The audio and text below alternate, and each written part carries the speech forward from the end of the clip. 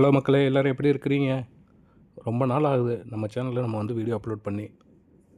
அதுவும் இப்போ வந்து ஐபிஎல் சீசன் ஸ்டார்ட் ஆகிடுச்சு. அதுக்கப்புறம் FIFA வேர்ல்ட் கப் இருக்குது. அதுக்கப்புறம் ஃபுட்பால் சீசன் எண்ட் ஆக போகுது. இது மாதிரி நிறையா இருக்குது.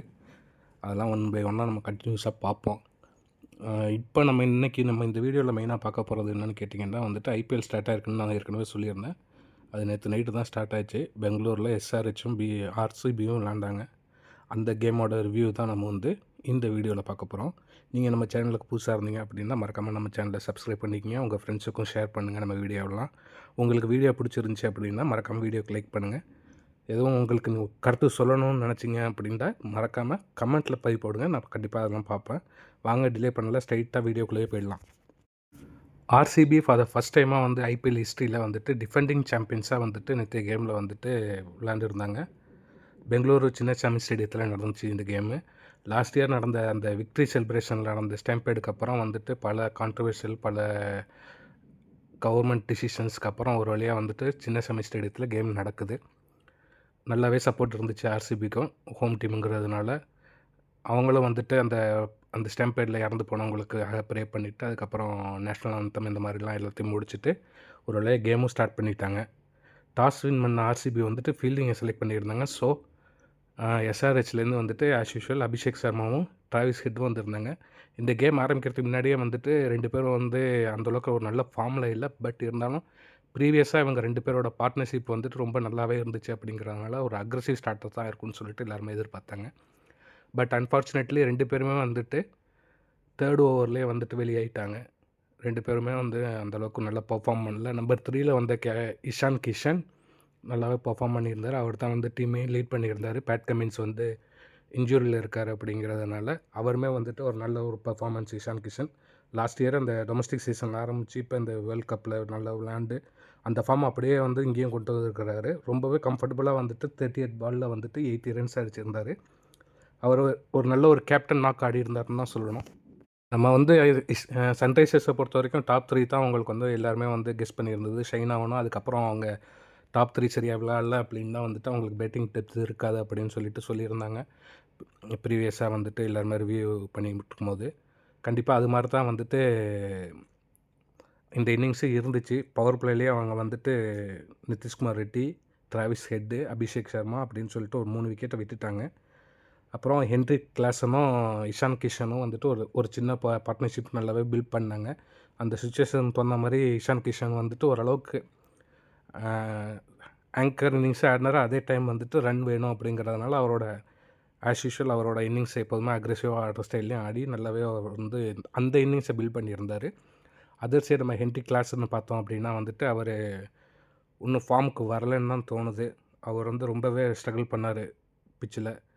அவருமே வந்துட்டு இந்த இன்னிங்ஸில் 22 பாலில் 31 ரன் தான் அடிச்சிருந்தார். அப்புறம் பார்த்தோம் அப்படின்னா வந்துட்டு சலீல் அரோரா அவருமே வந்து ஒரு 9 ரன்ஸ் அடிச்சிருந்தார். ஆனால் யாருமே எதிர்பார்க்காத வகையில் அன்கித் வர்மா வந்துட்டு ஒரு நல்ல ஒரு ஃபினிஷிங் கொடுத்துருந்தார் எஸ்ஆர்ஹெச்சுக்கு. அவரும் இஷான் கிஷனும் இல்லை அப்படின்னா வந்துட்டு எஸ்ஆர்ஹெச்சோட ஸ்கோர் வந்து ரொம்பவே கம்மியாக இருந்திருக்கும்.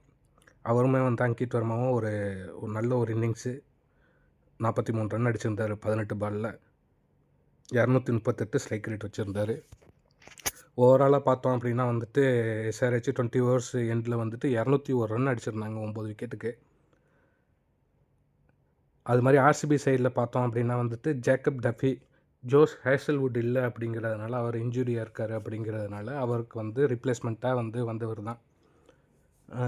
அவருமே வந்து ஆக்சுவலாக வந்து யாரும் இந்தளவுக்கு அவர் பெர்ஃபார்ம் பண்ணுவார்னு நினைக்கல. ஜோஸ் ஹேசல்வுட் வர வரைக்கும் ஜஸ்ட் இவர் வச்சு மேக்கப் பண்ணுங்கிற மாதிரி தான் இருந்துச்சு. ஆனால் அவருமே வந்து ஃபஸ்ட்டு 4 ஓவரை வந்து நல்லாவே போட்டிருந்தார். 4 ஓவருக்கு 22 ரன்னு கொடுத்து 3 விக்கெட் எடுத்திருந்தார். இந்த 3மே வந்து ரொம்ப குரூஷியலான விக்கெட்டுன்னு சொல்லணும். இதனால தான் வந்து ஆர்சிபி வந்து ஃப்ரம் த பிகினிங்லேருந்து கேம் உள்ள இருந்தாங்கன்னு சொல்லலாம். ஸோ ஓவராலாக வந்து எஸ்ஆர்ஹெச்சை பொறுத்த வரைக்கும் 201 அடிச்சிருந்தாங்க 20 ஓவரில். 202 டார்கெட்டுன்னு சொல்லிட்டு ஆர்சிபி பேட் பண்ண வந்திருந்தாங்க. மிட்வே த்ரூ த இன்னிங்ஸில் வந்துட்டு நம்ம பார்த்தோம் அப்படின்னா வந்துட்டு இந்த ஸ்கோர் வந்து நல்லாவே டிஃபெண்ட் பண்ணக்கூடிய ஒரு ஸ்கோராக தான் தோணுச்சு 200ங்கிறது. பட் ஆனால் வந்து ஆர்சிபி வந்து விளையாண்ட விதத்தை பார்க்கும்போது வந்து இந்த ஸ்கோர் வந்து கண்டிப்பாக பத்தலை. இன்கேஸ் வந்து டாஸ் வின் பண்ண ஆர்சிபி வந்து ஃபஸ்ட் பேட்டிங் பண்ணியிருந்தாங்கன்னா மேபி 260 270 கூட அடிச்சிருக்கலாம். ஏன்னா அந்தளவுக்கு வந்துட்டு எஸ்ஆர்ஹெச் போலிங் வந்து ரொம்ப வீக்காக தெரிஞ்சிச்சு. கண்டிப்பாக அவங்க வந்து அடுத்தடுத்த கேமில் வந்து இதை சரி பண்ணணும். அவங்களோட பேஸ் பவுலர்ஸ்கிட்ட யார்ட்டையுமே வந்துட்டு அந்த குயிக்காக போடுற அந்த ஒரு இது இல்லாமல் ரொம்பவே பவுலிங் சைடில் வந்து எஸ்ஆர்ஹெச் ரொம்ப வீக்காக தெரியுறாங்க. அதர் சைடு ஆர்சிபியை பார்த்தோம் அப்படின்னா வந்துட்டு தேவ்தத் படிக்கல் ஒரு நல்ல ஒரு சூப்பர்ப் இன்னிங்ஸ் விளாண்டார். அவருக்கு சப்போர்ட்டாக வந்துட்டு விராட் கோலி இருந்தார். விராட் கோலி வந்து இந்த கேமில் வந்து நாட் அவுட்டாக இருந்து 69 ரன்ஸ் அடிச்சிருந்தார். அது மாதிரி வந்து கேப்டன் பட்டிதரும் வந்து ஒரு நல்ல ஒரு அக்ரெசிவான ஒரு இன்னிங்ஸ் ஆடிட்டு 12 பால்ஸில் 31 ரன்ஸ் அடிச்சுட்டு போனார். அது மாதிரி ஃபைனலாக வந்து 15.4 ஓவர்ஸ்லேயே வந்துட்டு ஆர்சிபி இந்த டார்கெட்டை ரொம்ப சிம்பிளாக சேஸ் பண்ணிட்டாங்க. 6 விக்கெட் வித்தியாசத்தில் வின் பண்ணியிருக்கிறாங்க. ஓவராலாக இந்த கேமை நம்ம பார்த்தோம் அப்படின்னா வந்துட்டு ஆர்சிபி வந்து நல்லாவே டாமினேட்டாக வின் பண்ண மாதிரி தெரியுது. பட் ஆனால் வந்து இது வந்து சீசனோட ஸ்டார்ட் தான், ஃபஸ்ட் கேம் தான், இன்னும் 13 கேம் இருக்குது. அதர் சைடு எஸ்ஆர்ஹெச் நம்ம பார்த்தோம் அப்படின்னாலும் அவங்க ரொம்ப மோசமாக இருக்க மாதிரி இருக்குது, குறிப்பாக அவங்களோட பவுலிங்கு.